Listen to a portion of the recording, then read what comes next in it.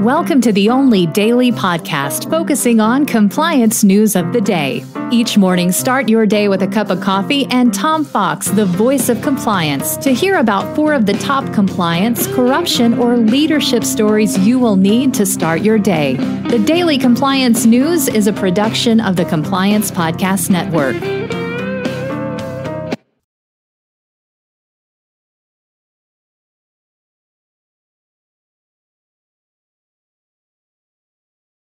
The Daily Compliance News for July 20, 2023, the Osofsky Reports edition.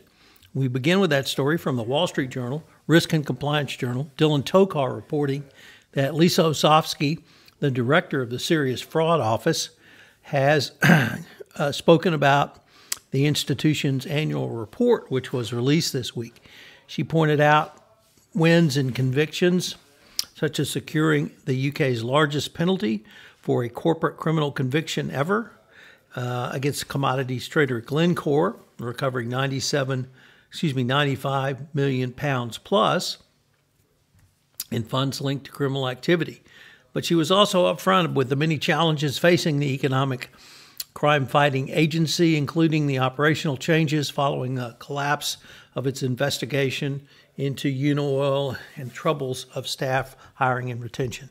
This will be the last report issued by Osofsky, as new director Nick Epgrave from the Metropolitan Police in London will take over in September. Next up, in a very unusual contribution from Teen Vogue. Yes, you heard that right, Teen Vogue, a first-time contributor to the Daily Compliance News, reports on teenagers in Nigeria who are taking on political corruption.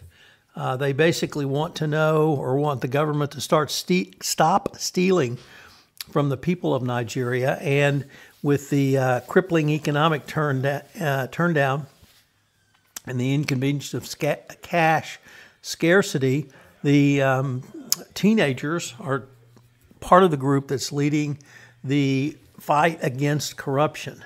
So good look for the teens.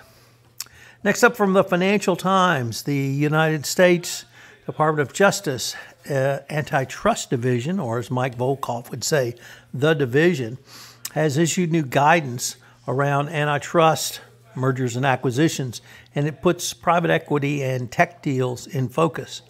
This guidance does not have the force of law, but it does have a significant impact on how judges and practitioners think about how the DOJ sees antitrust enforcement. So the guidance has been released for comment, and I would suggest that you take a look at it. It's quite an interesting document and has some very interesting things to say about how this DOJ and probably another Democratic administration will review M&A going forward. And our final story comes to us from the New York Times, which reports that the U.S. has blacklisted 2 spyware firms run by a former Israeli general. The moves come by the Commerce Department.